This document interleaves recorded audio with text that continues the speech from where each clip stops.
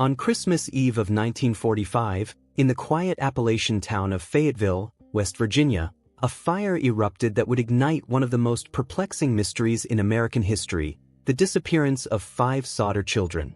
George and Jenny Sodder, Italian immigrants who had built a successful life with their 10 children, lived in a modest 2-story home just outside town. George, a proud and outspoken man, ran a trucking company and was notably critical of Italian dictator Benito Mussolini, a stance that made him enemies within their local Italian-American community. But neither he nor Jenny could have predicted the darkness that would follow. In the months leading up to that fateful night, several strange incidents unsettled the family. A man who claimed to be seeking work inspected the property but instead pointed out that the house's fuse box could cause a fire someday. Another man attempted to sell George life insurance, and when George declined, he ominously warned that the house would go up in smoke and that his children would be destroyed for his anti-Mussolini views. Even more unsettling, some of the children mentioned a man who had been watching them from a car parked along the road. On the night of the fire, the Sodders celebrated Christmas Eve together. The younger children were given permission to stay up late. At around 12:30 a.m., Jenny was awakened by a strange phone call. A woman's voice on the other end asked for someone unfamiliar. Confused, Jenny noticed that the house lights were still on and the front door was unlocked. She returned to bed, only to be startled awake again about 30 minutes later by the acrid smell of smoke. The house was burning. In the chaos, George and Jenny managed to escape with 4 of their children, but 5 others were still inside. George tried to re-enter the house through the upstairs windows, but the ladder that was always propped against the house was missing. He ran to his trucks, hoping to use them to reach the 2nd floor, but inexplicably, neither would start, despite working just the day before. By the time the fire department arrived, nearly 7 hours later due to it being Christmas night and a shortage of available firefighters, the Sodder home had collapsed into smoldering ruins. The fire chief told the family that no remains had been found. A brief investigation declared the blaze an accident caused by faulty wiring, and death certificates were issued for all 5 children. But the Sodders never believed their children had died in the fire. Jenny conducted her own experiments, burning animal bones in a stove to see if they would disintegrate in similar heat. They never did. A local crematorium director confirmed that bones should have remained. The family also learned that their phone line had been cut, not burned, suggesting deliberate sabotage. Witnesses soon came forward. A bus driver said he saw people throwing balls of fire at the house before the fire broke out. A woman reported seeing the children in a passing car on Christmas morning. A hotel employee in Charleston claimed she saw them with 2 Italian-looking men and 2 women. In 1947, the Sodders hired a private investigator who claimed that the fire chief had found a heart in the ashes and buried it in a dynamite box. When forced to exhume it, authorities discovered it was just beef liver, untouched by fire. The lead investigator later vanished. Over the years, dozens of tips and sightings poured in. In 1967, the family received a photograph in the mail from Kentucky. The back bore strange writing: Louis Sodder. I love my brother Frankie.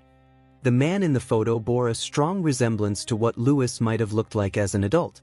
The Sodders believed it was him and again pleaded with authorities to reopen the case. They were ignored. Frustrated with official inaction, the Sodders erected a massive billboard along Route 16 with the children's photos and details of the case. It remained there for decades, a haunting symbol of a family's search for answers. Jenny, who wore black for the rest of her life in mourning, tended a flower garden on the site of the destroyed house until her death in 1989. George had died years earlier, never knowing what happened to his children. Despite endless investigation, public appeals, and national attention, no trace of the missing 5 Sodder children was ever found. No bones, no ashes, no definitive leads. Theories have swirled for decades. Some believed the children were kidnapped by the Italian mafia and raised under new identities. Others pointed to a botched arson for revenge, while still more suspected a cover-up involving local authorities. Today, the case remains unsolved and one of the longest-standing mysteries in U.S. history. All members of the immediate Sodder family have passed away, but their relentless pursuit of truth endures in true crime lore, family whispers, and internet speculation.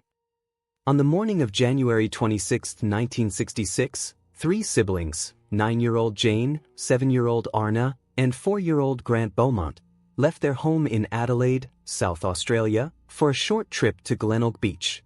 It was a warm summer day, and the outing was one they had made before. Their parents, Jim and Nancy Beaumont, weren't concerned. The children were well-behaved and knew the area. They took the bus at around 10 a.m., planning to return home by lunchtime. But they never came back. That afternoon, when they didn't return, their mother grew worried. By evening, panic had set in.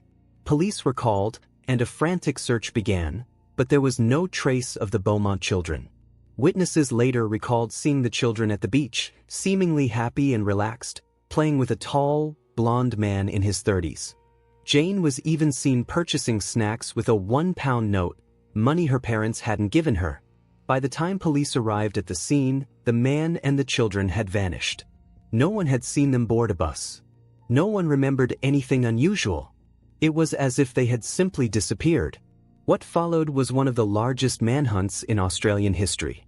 Investigators searched houses, combed beaches, interviewed thousands of people, and followed every lead. Psychics were consulted. Even Dutch clairvoyant Gerard Croizet was flown in and claimed the children were buried under a warehouse, but extensive digging turned up nothing. Suspects were questioned, but every tip led to a dead end. Years passed. The case consumed the nation and shattered the illusion of safety in suburban Australia. Jane, Arna, and Grant became the faces of a mystery that symbolized a nation's lost innocence.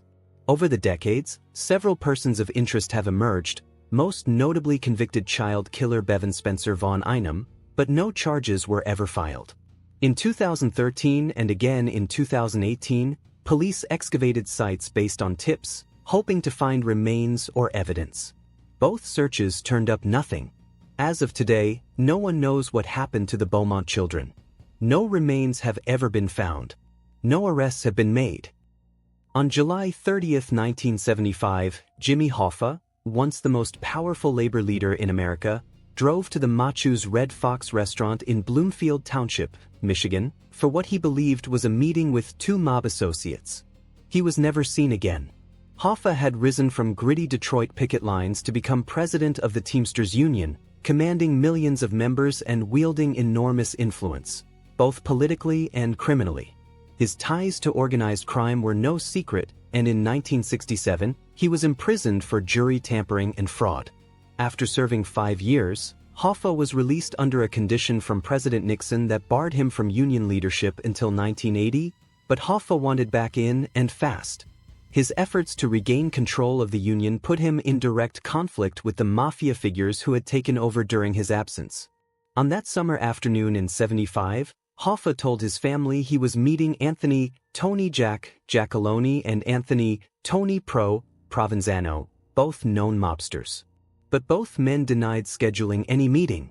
Hoffa's car was later found unlocked in the restaurant parking lot, and no trace of him has ever been recovered. The FBI launched one of the most extensive investigations in its history, chasing theories ranging from a mob hit to a secret burial under Giant Stadium. Dozens of informants, confessions, and excavations have followed over the years, but none have led to definitive proof. Declared legally dead in 1982, Jimmy Hoffa's disappearance remains one of America's most enduring mysteries.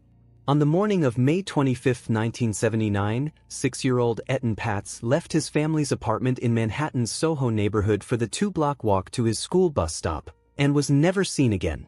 It was the first time his parents had allowed him to make the trip alone.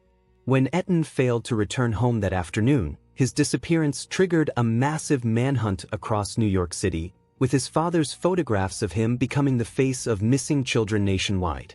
For years, suspicion focused on Jose Ramos, a convicted child molester with ties to Etan's babysitter, but he was never criminally charged. The case remained cold until 2012, when Pedro Hernandez, a former bodega clerk who had worked near the Patz home in 1979, confessed to luring Etan into a basement and killing him. Though his confession was uncorroborated and his mental health questioned, Hernandez was tried twice. the first ending in a hung jury, the second resulting in a 2017 conviction for murder and kidnapping. Etton's body was never recovered, but the case left a lasting legacy, leading to the creation of National Missing Children's Day and reforms in how child abduction cases are handled in the U.S. On the morning of September 5, 1982, 12-year-old Johnny Gosch left his home in West Des Moines, Iowa, to deliver newspapers, something he usually did with his father, but this time he went alone. Neighbors saw him picking up papers at his drop site and speaking briefly with a man in a car. Minutes later, Johnny vanished, leaving behind his red wagon filled with newspapers. When he failed to return home and calls came in about missed deliveries, his parents, Noreen and John Gosch, immediately knew something was wrong. At first, police treated it as a typical runaway case, but mounting witness reports and the Gosch's persistence shifted the investigation toward a suspected abduction. As years passed with no answers, the case drew national attention. Noreen Gosch became a tireless advocate for missing children, often appearing in the media to share Johnny's story. She later said that years after his disappearance, Johnny visited her in secret as a young adult, frightened and unable to return to a normal life. In 2006, she received anonymous photos of boys in distress, one of whom she believed resembled Johnny, though authorities could not verify the images. Despite extensive investigations, no arrests have been made, and Johnny has never been found. His face was among the first to appear on milk cartons, and his case played a major role in shaping how missing children cases are handled across the country. Today, over 4 decades later, the disappearance of Johnny Gosch remains a deeply emotional and unresolved chapter in American history. On the night of June 6, 1992, in Springfield, Missouri, 3 women seemingly vanished into thin air. Susie Streeter, 19, and her best friend Stacy McCall, also 18, had just graduated from high school and planned to spend the night at Susie's house. When they arrived at the Streeter residence after a night of celebration, Susie's mother, 47-year-old Cheryl Levitt, was already home. By the next morning, all 3 women were gone. The front door was unlocked, the family's dog was agitated, and their purses, keys, and cars were still at the house. There were no signs of a struggle, only a shattered porch light and a strange message left on the answering machine that police later accidentally erased. Concerned friends and family who visited the house before police arrived may have unknowingly disturbed potential evidence. The investigation that followed became one of Missouri's most perplexing cold cases. Several theories emerged, including the possibility of an abduction by someone familiar with the women, or a targeted act tied to Susie's testimony in a past legal case. One name repeatedly mentioned was Robert Craig Cox, a convicted kidnapper and suspect in other violent crimes, who claimed he knew what happened to the women but refused to say more. Despite extensive searches, leads, and national media coverage, no physical evidence has ever been found, no bodies, no confirmed sightings, no arrests. The case of the Springfield 3 remains one of America's most haunting missing persons mysteries, with their families still holding out hope for answers over 30 years later. In January 1947, Los Angeles was gripped by a gruesome and chilling mystery that would go on to become one of the most infamous unsolved murders in American history. 22-year-old Elizabeth Short, later dubbed the Black Dahlia by the press, was an aspiring actress who had moved to California in search of fame and a fresh start. On the morning of January 15th, her body was discovered in a vacant lot in Leimert Park by a passerby. The scene was shocking. Her body had been carefully posed, and the nature of the injuries suggested premeditation and precision. The brutality of the crime and the sensationalist headlines that followed captivated the nation. Police questioned hundreds of suspects and received dozens of confessions, none of which led to an arrest. Elizabeth's tragic past and connections to various Hollywood figures became tabloid fodder, further obscuring the investigation with rumor and myth. Over the decades, theories have ranged from a jilted lover to a serial killer with medical knowledge, but none have been definitively proven. One suspect, Dr. George Hodel, gained renewed attention after his own son, a retired LAPD detective, claimed his father was responsible. Though intriguing, the allegations were never substantiated with hard evidence. Despite thousands of leads and continuing public fascination, no one has ever been charged, and the murder of Elizabeth Short remains officially unsolved. In the late 1960s, a mysterious figure who called himself the Zodiac began a reign of terror across Northern California, taunting police and newspapers with chilling letters, cryptic ciphers, and detailed descriptions of his crimes. His first confirmed attack occurred in December 1968 when two teenagers were shot and killed near Vallejo. Over the next few years, he struck again and again, attacking couples in secluded areas and even ambushing a cab driver in San Francisco. What made the Zodiac Killer uniquely terrifying was not just the violence, but his calculated communication. He sent handwritten letters to newspapers signed with a distinctive crosshair symbol, bragging about the murders and threatening to kill more. Some of his notes included cryptograms, one of which took 51 years to fully decode. In it, he claimed to enjoy killing because it was so much fun.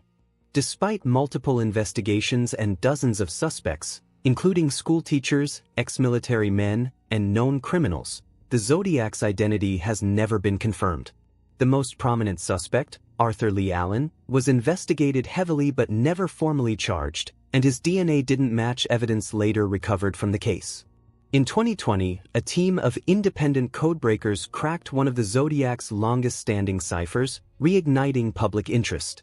And in 2021, a group of former law enforcement officers called the Casebreakers claimed to have identified the killer, though authorities did not endorse their findings. To this day, the Zodiac case remains open in several jurisdictions.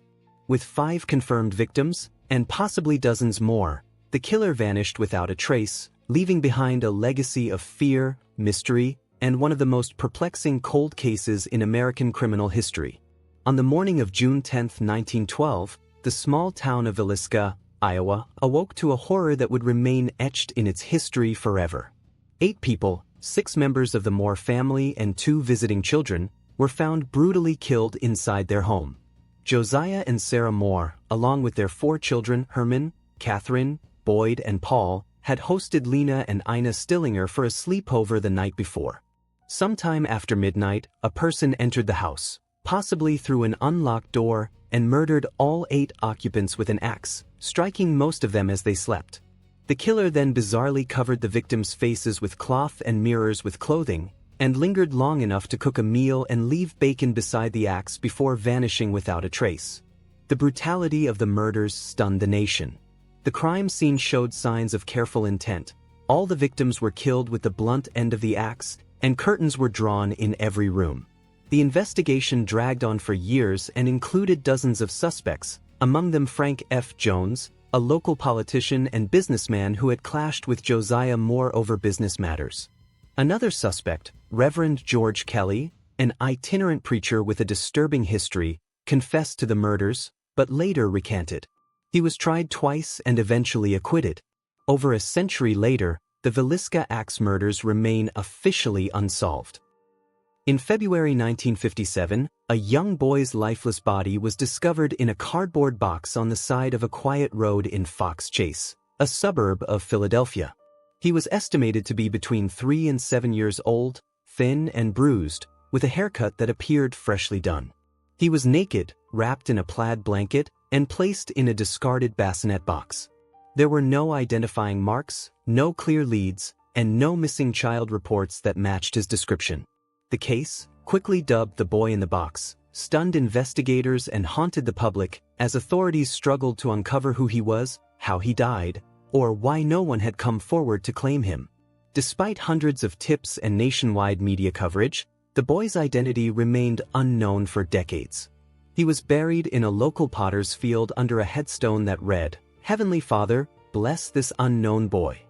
Over the years, theories emerged, from the idea that he was the child of a foster home nearby, to a haunting account by a woman who claimed her mother had purchased and abused him. None of the leads led to confirmation. The case grew colder, but it never faded from memory. Volunteers maintained his grave, and amateur sleuths kept the case alive online. Then, in December 2022, after 65 years of mystery, police finally identified the boy as Joseph Augustus Zarelli, using advances in genetic genealogy. The death certificate for the unknown child, OME number 57-0863, would be amended to reflect the child's birth name, Joseph Augustus Zarelli. Joseph's date of birth is January 13th, 1953. And after more than 6 decades, the boy in the box has a name. And while there's a lot police and investigators are not saying tonight, there is more we know about him. We know he'd been beaten, malnourished, and appeared younger than he was. In the early days of the investigation, photos were printed in newspapers and sent in gas bills in the hopes people would recognize the child. Tips came in, but they didn't lead police to his name or find the person who left him, beaten and naked in that box, in Fox Chase 65 years ago. Joseph has a number of siblings on both the mother and father's side who are living, and it is out of respect for them that their parents' information remain confidential. We have learned a Chester County law firm had been retained by those police reached out to in connection with the case. A lawyer for the firm offered no comments on behalf of his clients and did not identify them. Joseph Augustus Zarelli had a birth certificate, but no registration with the Social Security Administration. It's unclear if his birth father knew he existed. Sources say both birth parents had other children and won't say how many, or if they ever knew of any connection to America's unknown child before crucial DNA evidence led investigators to them. Joseph Zarelli likely had operations as a child. There were some scars noted on this boy's body, and Dr. Spellman believed that this meant that this child had undergone intravenous fluid administration when he was very young. While his name is now known and his headstone has been updated to reflect his identity, his case remains technically unsolved. Between 1918 and 1919 in New Orleans, a faceless predator moved silently through the night, creeping into homes while families slept, armed with nothing but an axe and an appetite for terror. The first known strike came on May 23, 1918. Joseph and Catherine Maggio, Italian-American grocers, were brutally attacked in their sleep. Their throats were slit with a razor and their heads smashed with an axe. The weapon? Belonging to the couple themselves. The killer had slipped into their home through a chiseled-out door panel and left just as quietly, leaving no fingerprints, no witnesses, just carnage and confusion.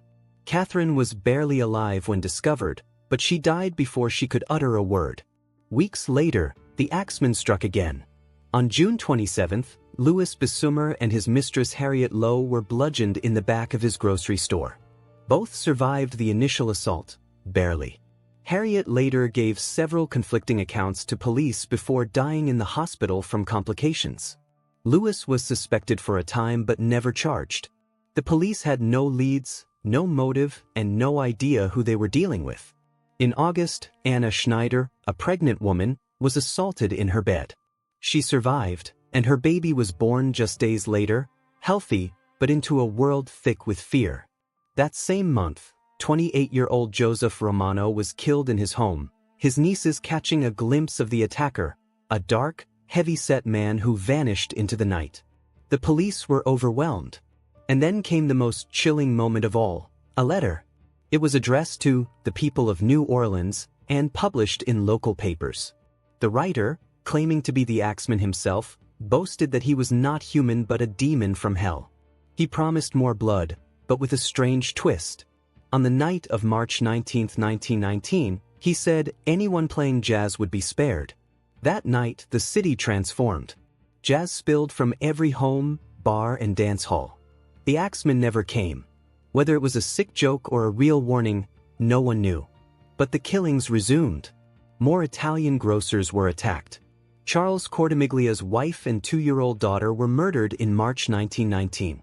She survived and initially named a neighbor as the killer, only to later retract her statement. The man was convicted and later released, his life shattered. Again, the real killer walked free. The last known victim, Mike Pepitone, was murdered in October 1919. His wife saw the shadow of the attacker as he fled into the darkness. But as with every other case, no arrest was made. And then, the Axeman vanished. Just like that. No more murders. No more letters. No justice. Today, more than a century later, the case remains unsolved. The streets of New Orleans have long since moved on, but somewhere, hidden in the archives of unsolved American horror, the Axeman still lingers. It all began on February 22nd. Jimmy Hollis and his girlfriend Mary Jean Larry were parked on a quiet road after a movie when a man wearing a white mask, what looked like a pillowcase with cut-out eye holes, approached their car. He ordered them out at gunpoint. Jimmy was beaten so badly he suffered a skull fracture. Mary Jean was sexually assaulted and left for dead. Both miraculously survived. Just a few weeks later, on March 24th, Richard Griffin and Polly and Moore were found dead in their car on another remote road. Both had been shot in the back of the head. Richard was still in the front seat, Polly had been moved to the back, and there were signs she may have been killed outside the car. There were no fingerprints. No footprints. Just another empty stretch of Texas road, and 2 young lives stolen. Then came April 13th. Paul Martin, 17, picked up his girlfriend Betty Jo Booker, 15, after her weekly saxophone gig at the local VFW club. By morning, Paul was found shot 4 times and dumped by the side of the road. Betty Jo's body was discovered hours later behind a tree. She had been shot in the face and chest. Her saxophone was missing. The killer struck for what is believed to be the final time on May 3rd. Virgil Starks, a respected farmer, was sitting in his living room reading the paper when a bullet pierced the window and struck him in the head. His wife, Katie, tried to call for help but was shot twice in the face as she ran to the phone. Bleeding and nearly blind, she still managed to escape and alert neighbors. Katie survived. But again, the phantom was gone. The fear didn't fade quickly. Law enforcement from Texas, Arkansas, and even the FBI were brought in. Over 400 suspects were interrogated. Dozens of false confessions were investigated. But no charges were ever filed. To this day, the identity of the Phantom Killer remains unknown. The case inspired the 1976 horror film The Town That Dreaded Sundown, and that eerie title has stuck. Between 1986 and 1989, a scenic stretch of road in Virginia known as the Colonial Parkway became the backdrop for one of America's most haunting series of unsolved murders. The first known victims were Kathy Thomas and Rebecca Dowski in October 1986. They were last seen leaving a computer lab at William and Mary. Their bodies were discovered days later in Kathy's Honda Civic, which had been pushed down an embankment off the Parkway. They had been strangled, their throats slashed so violently they were nearly decapitated. There were signs of rope burns and bindings. Nearly a year later, in September 1987, David Knobling and Robin Edwards went missing after parking near the Ragged Island Wildlife Refuge, just off the Parkway. Their bodies were found along the James River shoreline, both shot to death. In April 1988, college students Keith Call and Cassandra Haley went out on a date in Newport News but never came home. Keith's car was found at a nearby rest stop, keys still inside, clothes neatly folded on the seats. No bodies were ever found. The final known victims, Daniel Lauer and Anna Maria Phelps, vanished in September 1989 while driving to Virginia Beach. Their car was found abandoned on the roadside, and their decomposed bodies were discovered in the woods nearby, wrapped in a blanket. The cause of death was unclear, but foul play was evident. Despite extensive investigations by the FBI and state police, no arrests were ever made. On February 9, 2004, 21-year-old nursing student Maura Murray vanished after crashing her car on a rural road in Haverhill, New Hampshire, and in the 2 decades since, no one has been able to explain what really happened that night. Earlier that day, Maura had emailed her professors saying there had been a death in the family and that she would be away for a few days. There was no such death.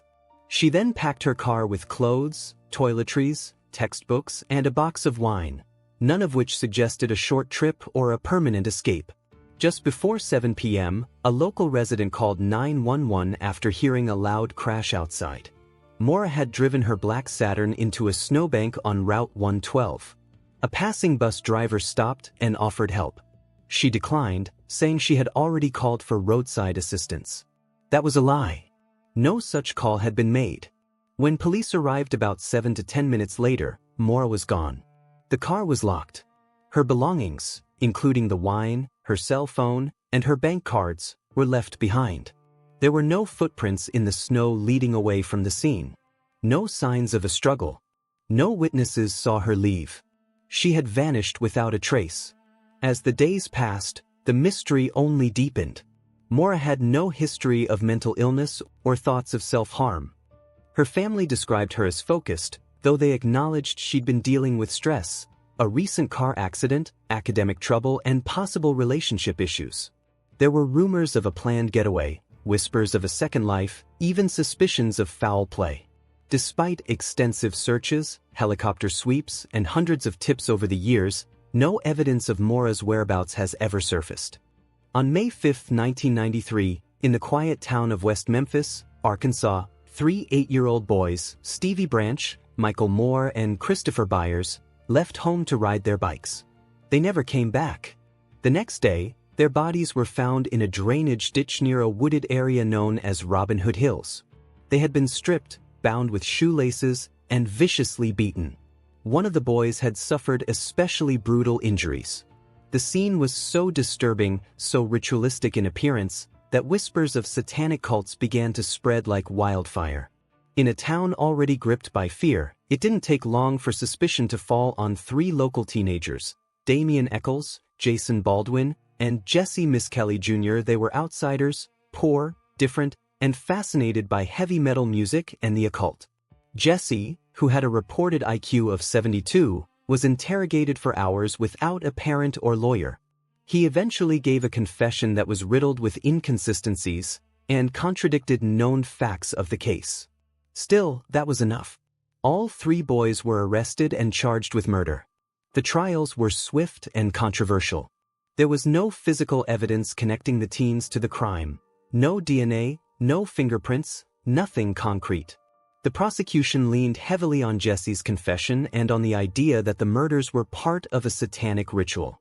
In 1994, Jason Baldwin was sentenced to life in prison. Jesse Miskelly got life plus 40 years.